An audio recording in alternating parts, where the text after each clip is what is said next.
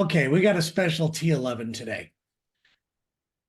I love having guests on, but at the same time, I don't because I don't know how to work any of this equipment.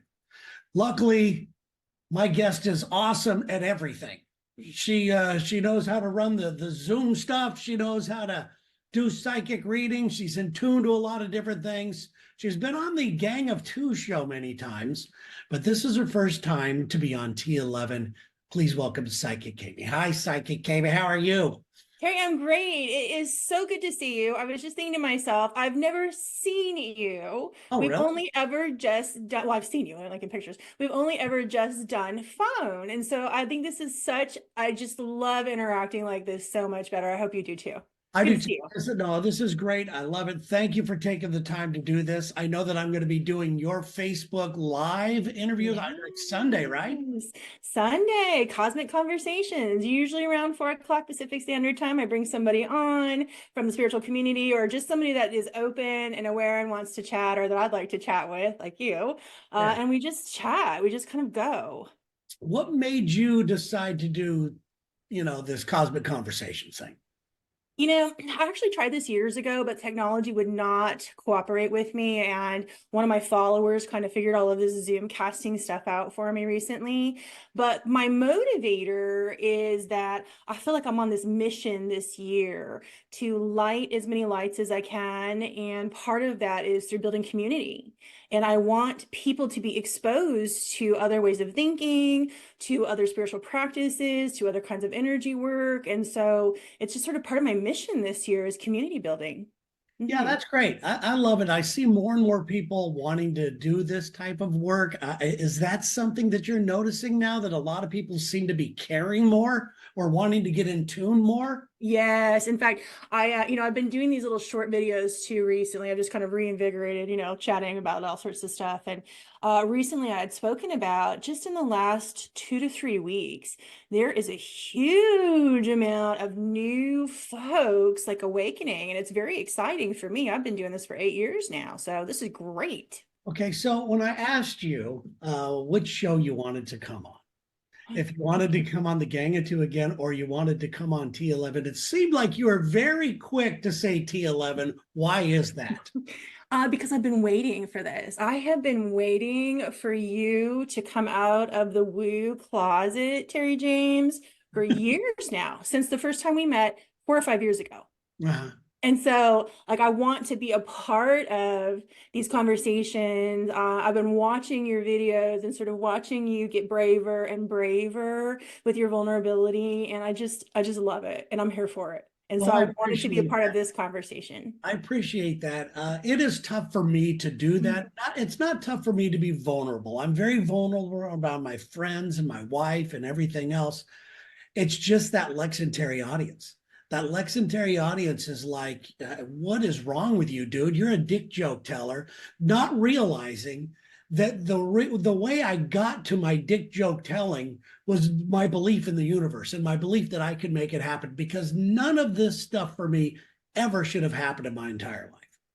Well, you can be a joke teller and awake too. Yeah, absolutely. That's what I'm struggling with right now because Mhm.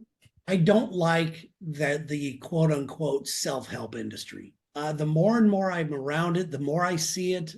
Because I had this big goal of wanting to speak. I love speaking in front of people. I'd much rather talk in front of a million people on stage than talk to two people at dinner. I get it's weird. It's a very strange thing for me. And I've done some public speaking before and I've loved every second of it, and that's where I've always wanted to head with this whole thing. And I think that might be my next thing. I don't know. Public speaking. Yes, That's my next thing too. So I'm glad that we're both here for it. yeah. And hence, my venturing out more into appearing on other people's shows and things like that too. So that's interesting. I want to back up though, because you said something that kind of piqued my interest, which it sounds like you abhor the self-help industry. Uh, But Terry, what you're doing, like coming live, is literally helping yourself. it's helping myself, yes, and that's why I'm doing this. Yeah.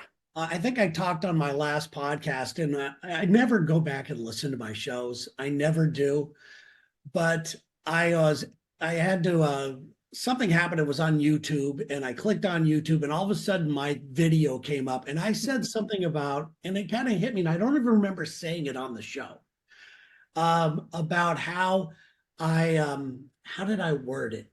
I don't know verbatim, but it was about how I always was, I wanted to do for the world. I was throwing things out for the world. And then I got into a space in my life where I wanted the world to give me stuff. And that was wrong. And now I'm back to wanting to give to the world again. Why was that wrong? Why was I, that wrong for you to take I a detour into yourself? no, it's not into myself. I just don't want, and I'm talking of maybe a career thing. I'm talking about asking Mm. people for money for my show or asking or turning this into a job. I don't think I'm ready for that. I don't know if this became a job for me. I don't know if I'd like it. I don't know if I would. I don't know if I would like it because with jobs, and I know this, it takes a lot of fun out of it. So It don't takes, turn it into a job for yourself. yeah, but that's the thing. If I want to speak, I'm going to catch 22. Well, kind of not. So this is my job. Like I quit my corporate job almost 8 years ago. Like this is it. And there are, let's be honest here, there are some days that I wake up and I'm like, I gotta go to my job. But more often than not, I wake up and I think I'm so blessed to be giving, to get up every single day and to be in what I feel is alignment for myself, which is through sharing. And yes, people pay me to share. And you know what? People pay doctors, they pay therapists, they pay teachers, they pay other people to share. Why not me? And the other Oh, thing I want to say too is like I was listening to TV last night and this woman had it was like a reality show, junk, and this woman was saying there was a spiritual woman on and another woman was saying, well, I don't understand why she's the source of authority. She's never gone to college, she doesn't have a degree. And the reality is the life that I have led as a human being and the experiences that I have is my source and power of authority. Same for you. yes, absolutely. And the weird part is, and I don't talk about this, I have an education in psychology and everything else. Oh. I don't ever talk about it. It's not, I don't consider myself any of that. I have my college degree. I've got a few other things that I've done that enhance those. I just don't, it, because I agree with you, because I think everybody has their own gifts and everything else. And I don't like sitting there going, I got this, so you must pay attention to me. I'm a voice of authority. I think everybody is a voice of authority. I call that having your own personal genius. I think that every single person here has a personal genius and it is up to you to find your personal genius, however you do that, and then to live your personal genius, to share your personal genius with the world. And that may be, you may be a superb accountant, that may be your thing, or you may be a speaker or, gardener, whatever your personal genius is. I think that's the trick, is to live in alignment with that. So when you talk to people, what do they come to you the most for? Is it relationship advice? Is it career advice? What health? What's the most common one? No, you know what the most common thing is it is self-help. Yeah. People are struggling, and I think I think this is not just a unique thing to this particular time in my career. This is literally, the years and years of my career plus my life before this. People struggle so very deeply with self-belief, self-trust, self-confidence, all things the self. And most people come to me for that vis-a-vis a psychic reading, but they always want to know what's wrong with me. Yeah. What, am I on the path? Am I, doing the right things? That's what people really come for too, is a lot of like validation and understanding and healing within themselves. How did you know that you had that ability to read into people and to feel confident enough to give somebody some sort of insight or advice? And if they take it and it doesn't work, or if they take it and some horrible happens, it's that's where I have a hard time with it. I just really believe that people are powerful, and if they find their own power, then they're off and running.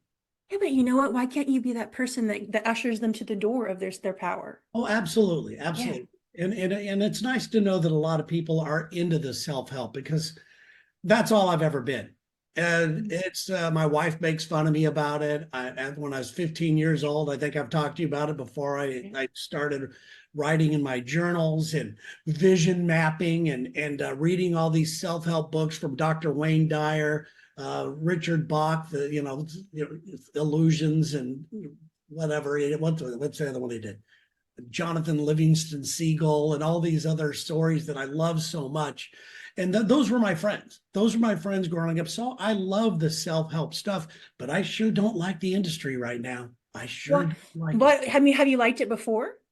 I thought I had a different vision of what I really believe the self-help industry is.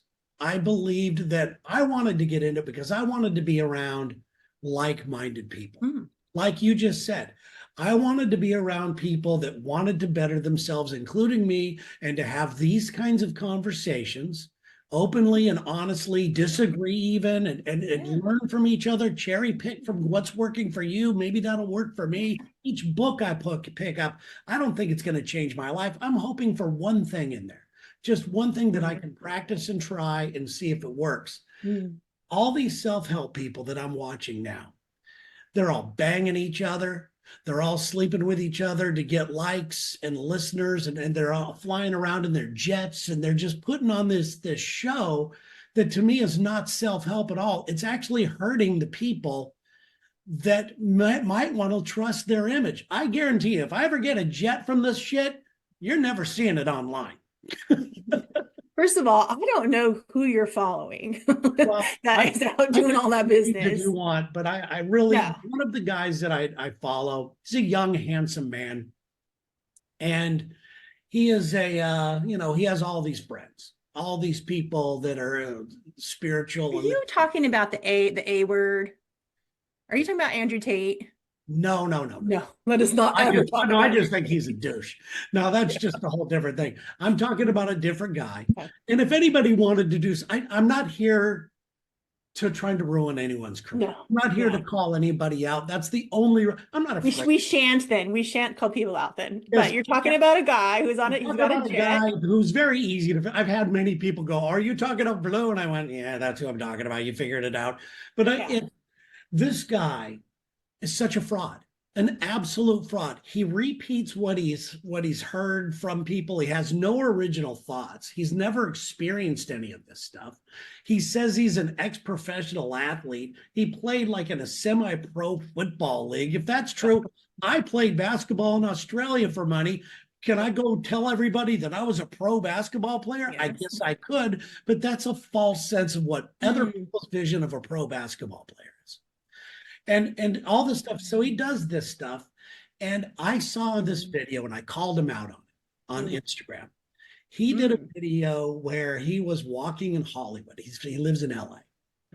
And one of those tour buses pulls up with a bunch of people on it. And the bus driver goes, "Oh, that's blah, blah, blah. He's the next Anthony Robbins." So they call him on the bus and they say, "Hey, give us a little words of encouragement." So he gives the bus words of encouragement and everybody's cheering and whooping it up. It was fake. It was an absolute fake. It was so set up that I said, "Dude, I said, this looks so fake and set up." About 15 minutes after I posted that, it was taken down.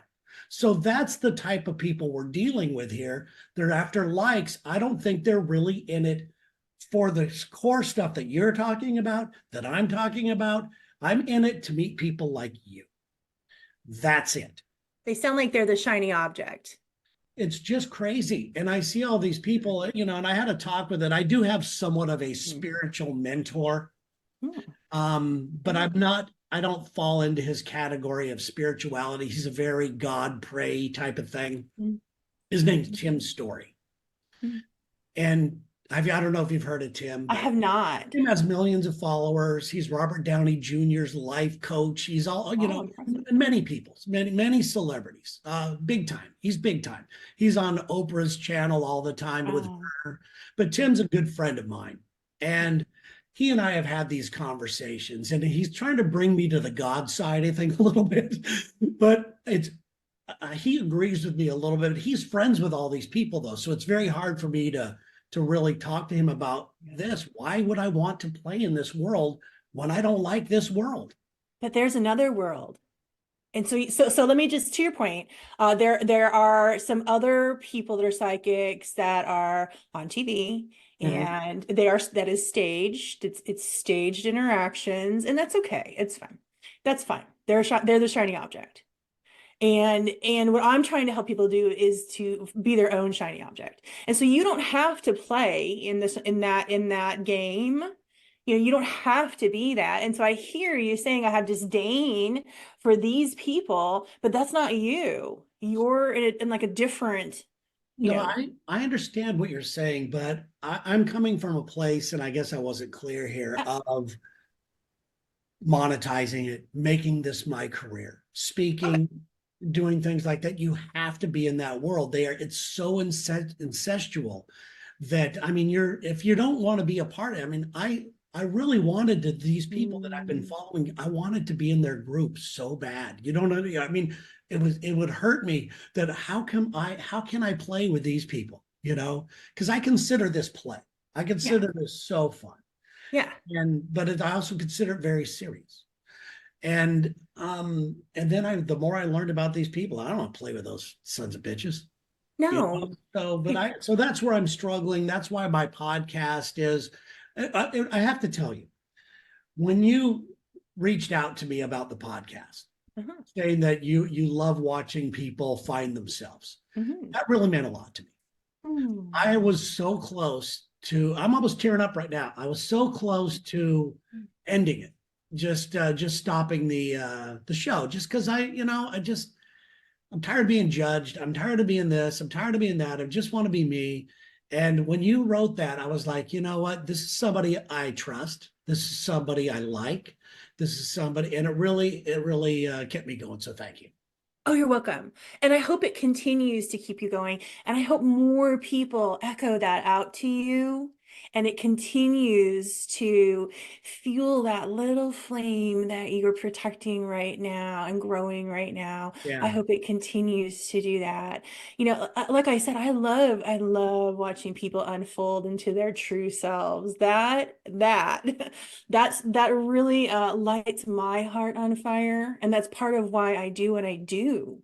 Yeah. Is to help people find themselves. I mean, I have no problem on microphone or on camera being me. I don't have a problem with that. Where I do judge it is when I hit post, like, okay, what kind of shit am I going to get from these Lex and Terry lists? Okay, so let's go in that vein, because I like this. And so my favorite question to ask people is why? Oh, because of, and it's a business thing. It's a branding business thing. It's not because I'm afraid of who I am at all. I am very confident that I have a voice. I'm very confident that I can make miracles happen. I've done it my entire life. I'm a magical guy.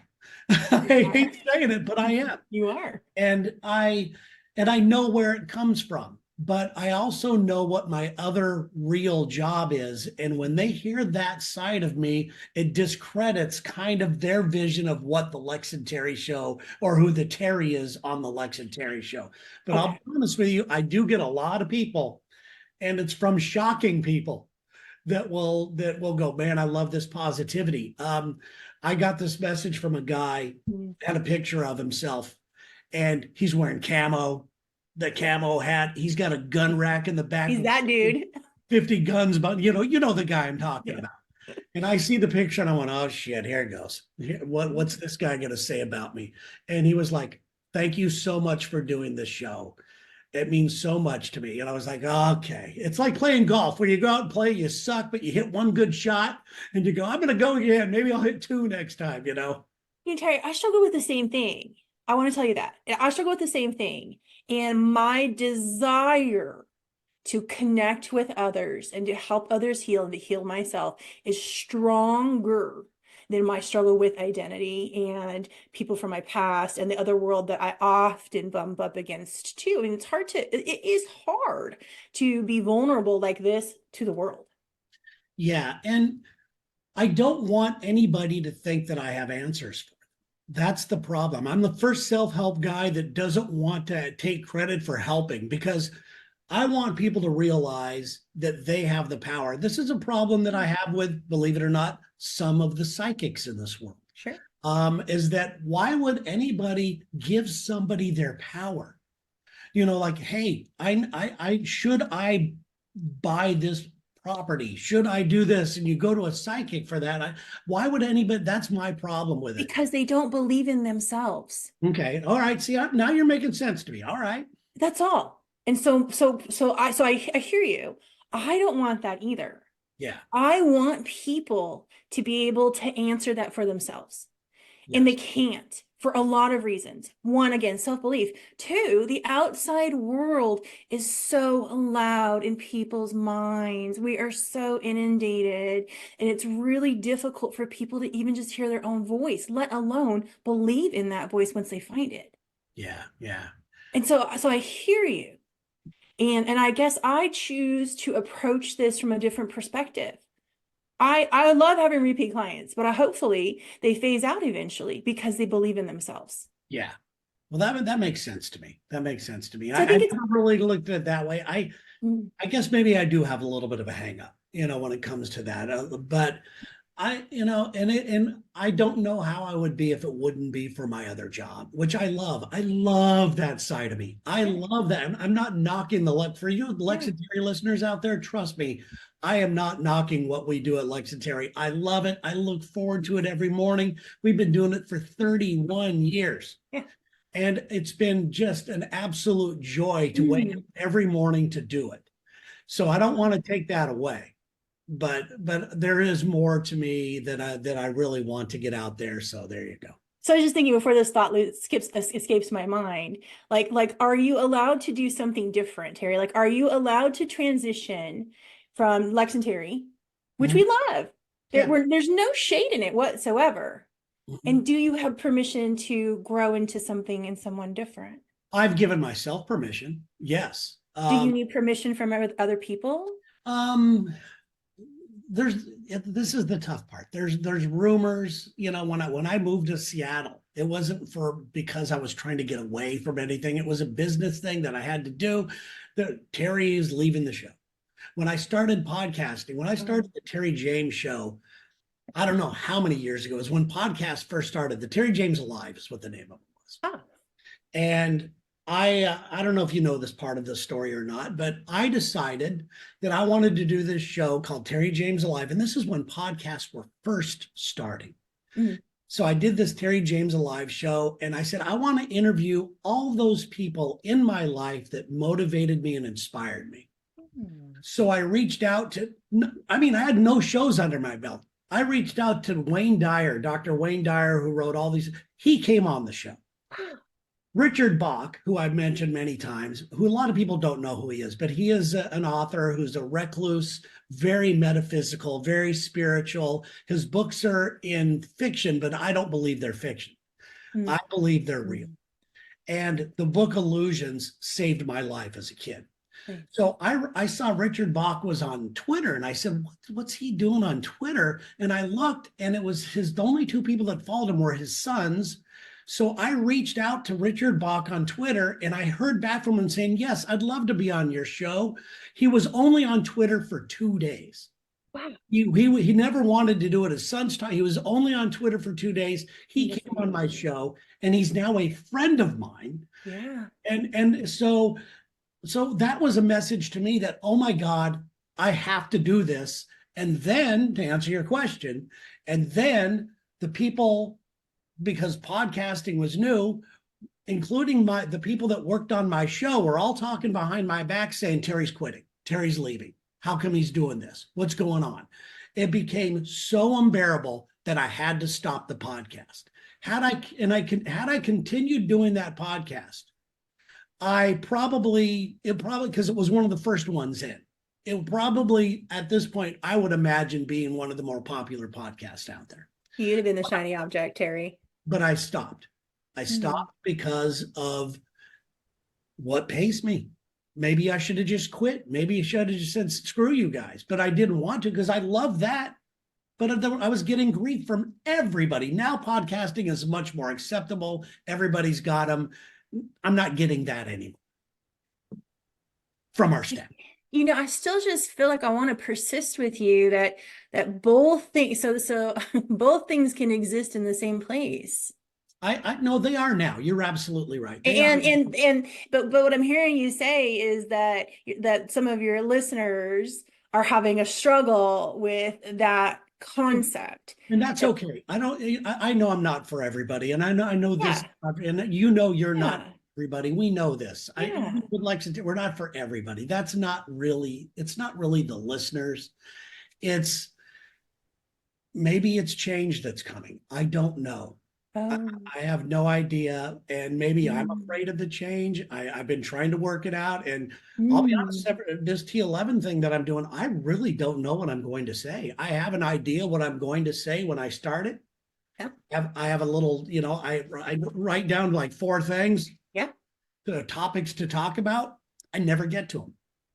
I never Because get to them. It just comes out. it's And it's, like a channel, dare I yeah, say. it's so fun.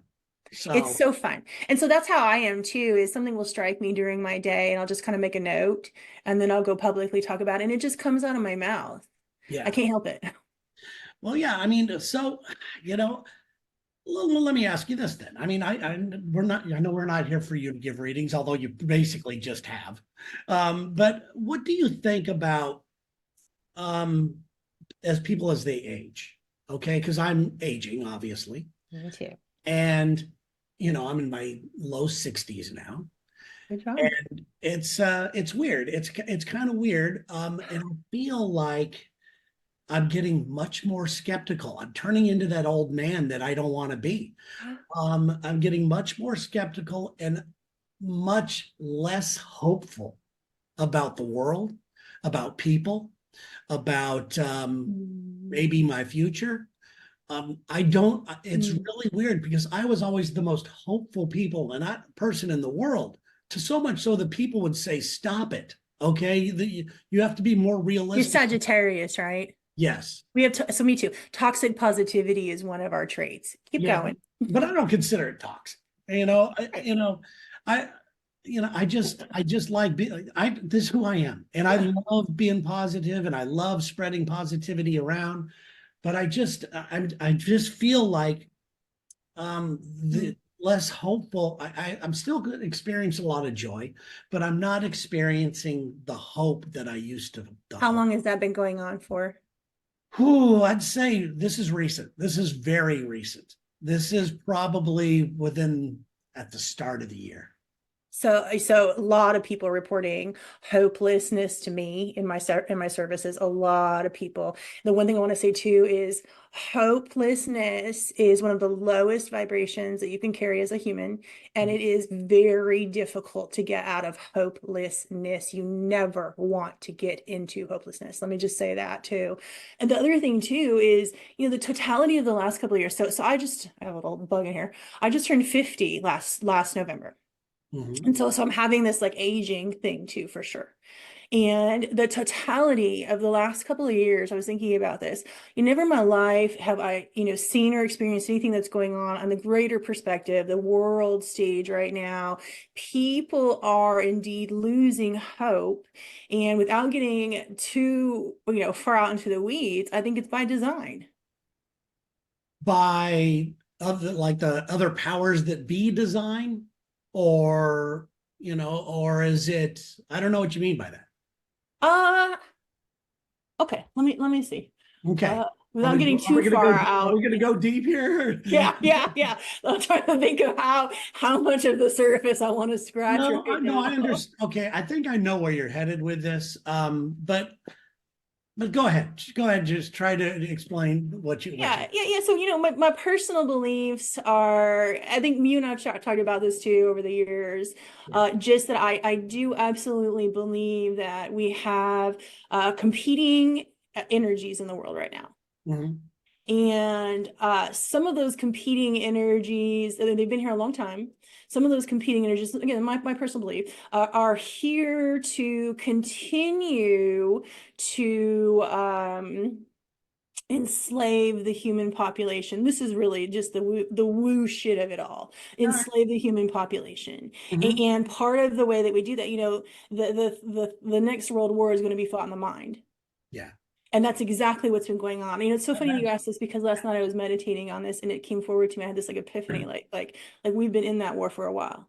And we're starting to see people's minds decay because they've been in survival for a long time, survival mode. When you're in survival mode, you can't think or grow beyond that. You're just doing the basics. And so therefore, hope for the future, thought for the future is very much diminished because we're just out here hunting and gathering basics kind of things right now, because that is the vibe, the thought that's been put out there, and a lot of people have been susceptible to it. And this is what I was thinking last night, Terry. Not everybody was susceptible to this.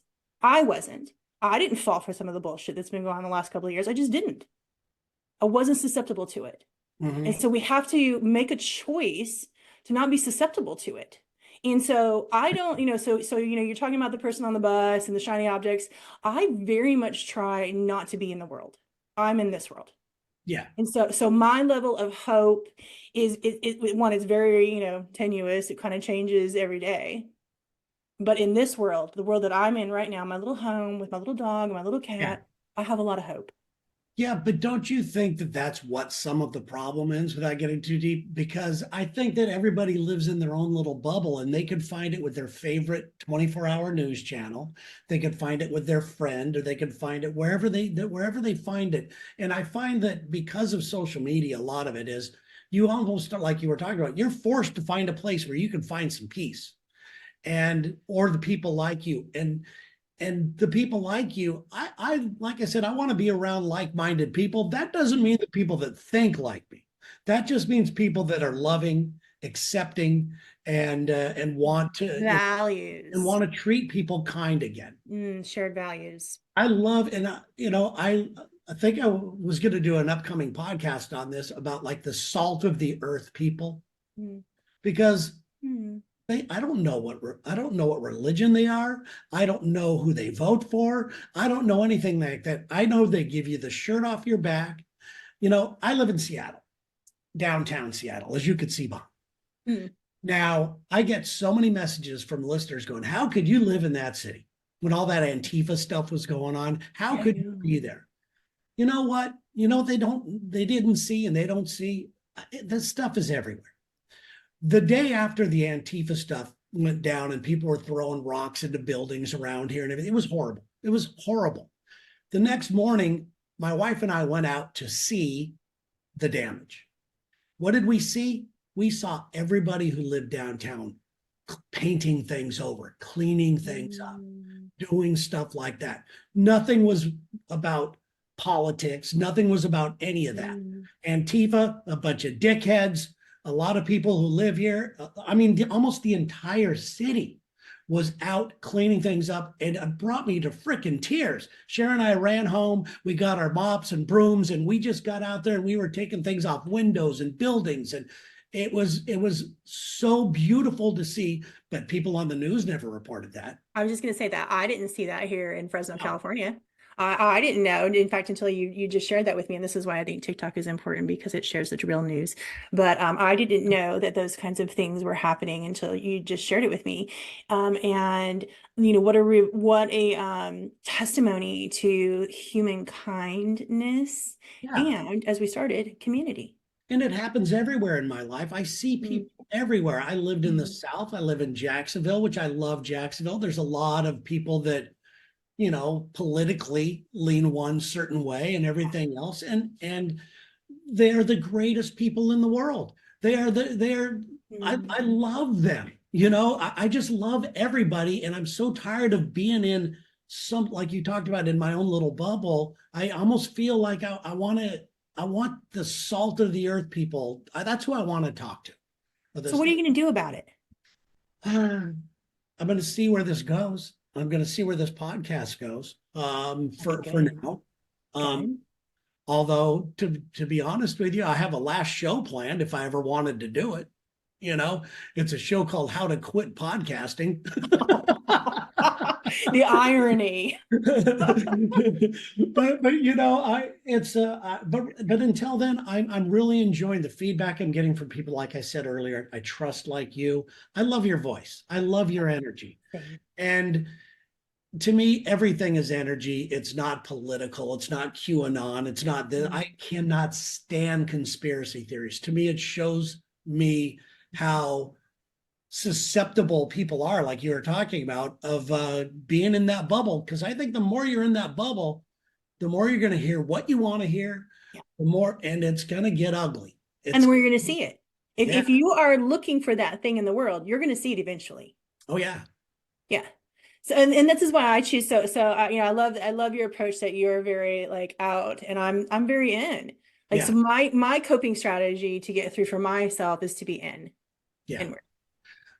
Oh yeah. Well, listen, I have my inward moments. I love being alone. Oh. And I love just thinking. I love not having music on in the car. I love it. And I also love my moments of peace throughout the day. I schedule moments of peace throughout the day. Oh, good. I do a thing for myself. It's called my happy hour. I take an hour every day to do something that is for me. And you know, it could be a walk. It could be like today. It's sunny here, and it hadn't been sunny in a while. So I did my happy hour before this, and before we talked, and I just walked around downtown, and I just took a lot of deep breaths, and I looked up instead of down. I looked up and I looked around, and I just felt connected and good. And it's not this, I don't do that the same day, my happy hour. Some days my happy hour is to take myself to lunch or to go get a massage or whatever it is, you know. But my wife and I also do a thing where we try to take 3-hour vacations each week, where we will go and take a vacation for 3 hours away from our social media.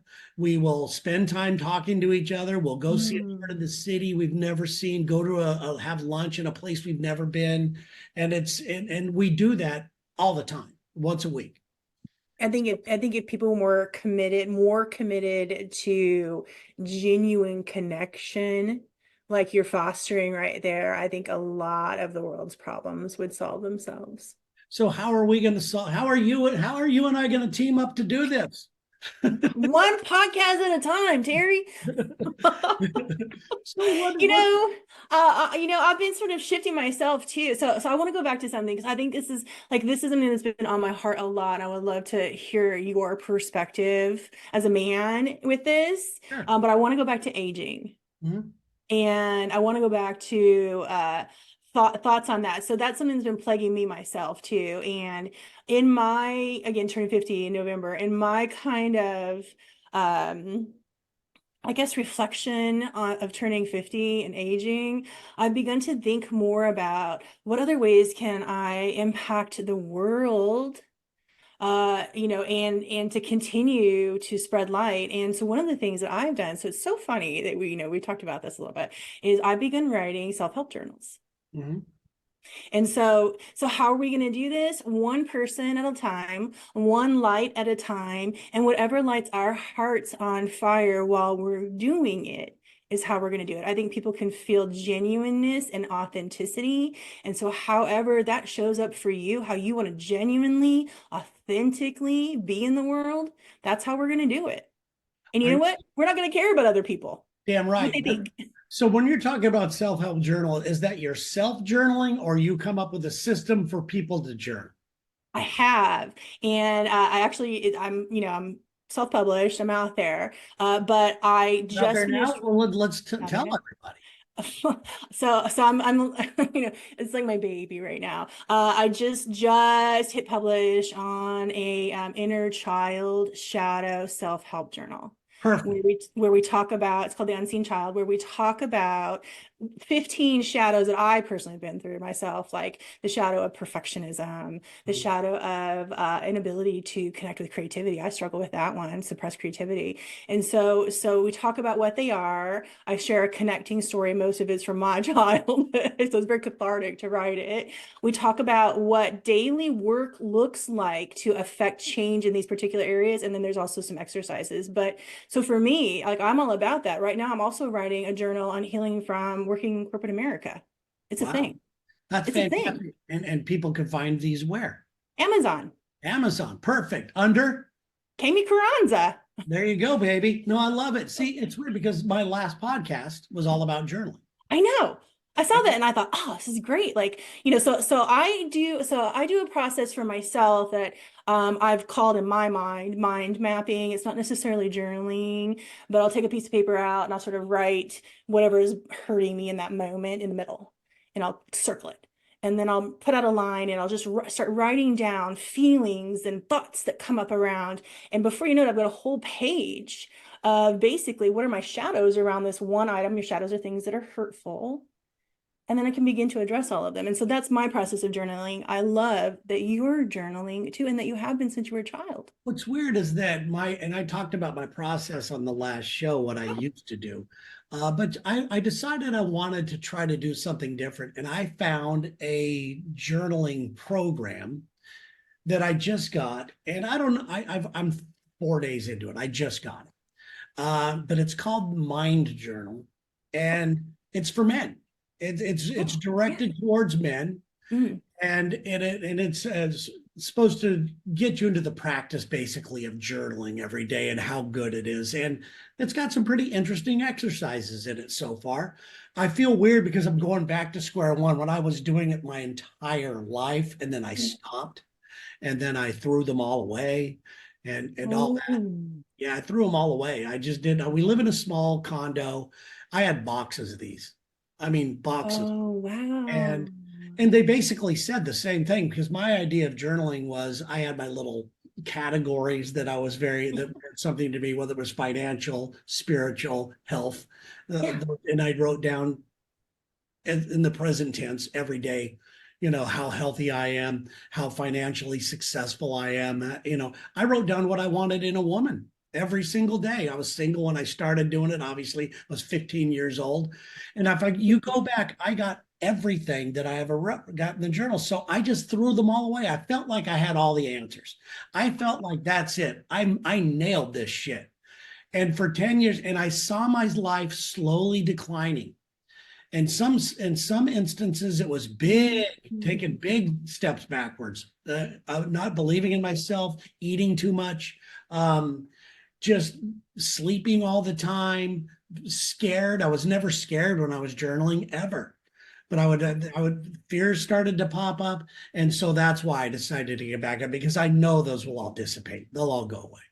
So, interesting thing, I have a unique way of like, getting things out of my mind mapping kind of thing.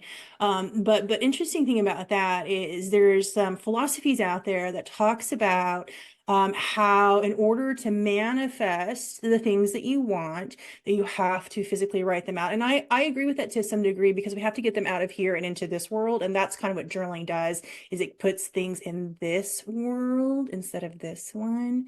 And I applaud you for coming back to it. I think that journaling is an underutilized tool for men. And I see a lot of men who are disconnected from themselves, that can't get in touch with this. And again, journaling is a really great tool just to begin to think about what's in there and to get it out. And so, I applaud you for that. I think it's terrific. And, again, by putting your finger back on the pulse, maybe you'll see your manifestations begin to come back to life, because it sounds like you took your finger off the pulse. Oh, absolutely. And I know I did when I was doing it. I was like, I got this. The folly of my life. Yeah, I got this. Yeah, I got this. I've done this before. I've manifested this. I've manifested that. Everything I've ever written down, I got, and I really did 100%, including the exact dollar amount that I said that I wanted to make. But you stopped writing it down. And I stopped writing because I got there. I got there, and it's like I didn't know what else to do. But now I'm more, as we talk about aging, health is a big concern. Active and flexible, and it doesn't mean working out all the time, and also making my mind work. And I think that that's what journaling also does. And it just triggers your mind. And that's what this journal that I'm doing now, it supposedly helps with a lot of creativity, which has never been a problem for me. but I could always use more, Oh, you I know. have I have just absolutely suppressed creativity from my childhood. Why is that? I had a perfectionist mother, Mhm. and I had a father who probably is somewhere on the psychopathic scale. Okay. And so, and both of my parents, so they're older than you too, and me obviously, but they're in their mid to late 70s, getting close to 80s. Both of them had parents that were from the Depression.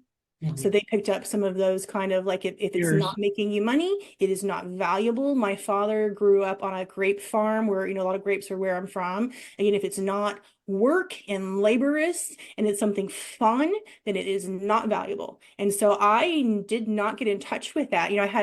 I had some crayons and things like that as a child, but I didn't really have a lot of tools available to me that supported creativity also.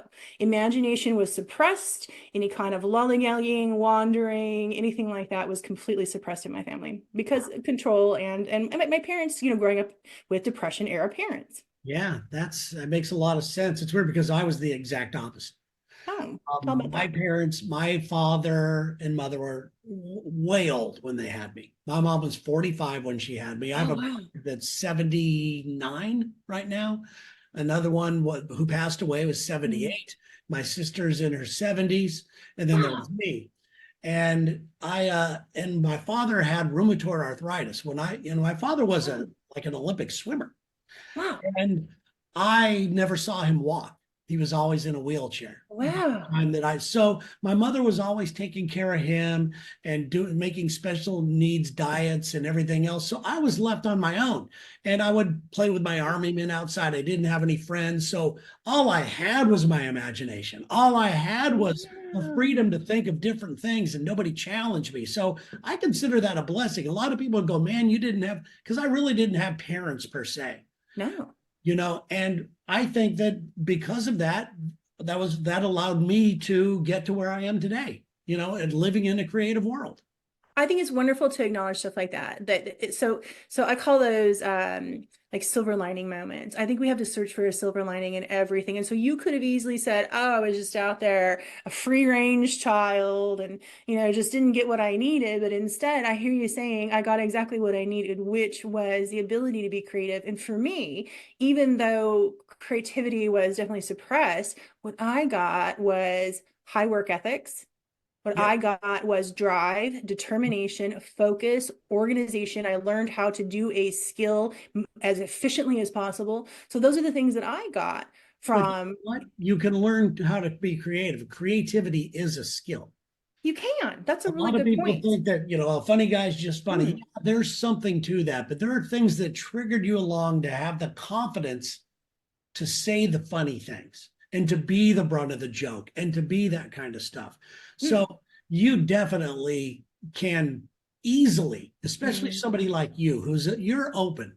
You are open to learn, and Hmm. as far as your creativity goes, I have a feeling you're going to see just massive amounts once you just really go look at yourself as a creative person.